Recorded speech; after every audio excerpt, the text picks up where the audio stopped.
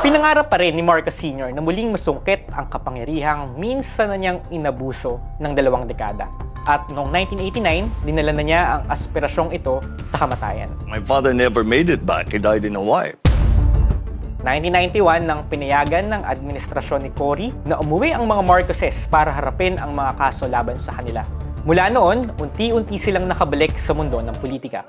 Naging kongresista sina Bongbong, Amy at Imelda, naging gobernador din si Amy at nahalal din ang magkapatid sa Senado. Sinubukan ding maging vice-presidente ni Bongbong noong 2016.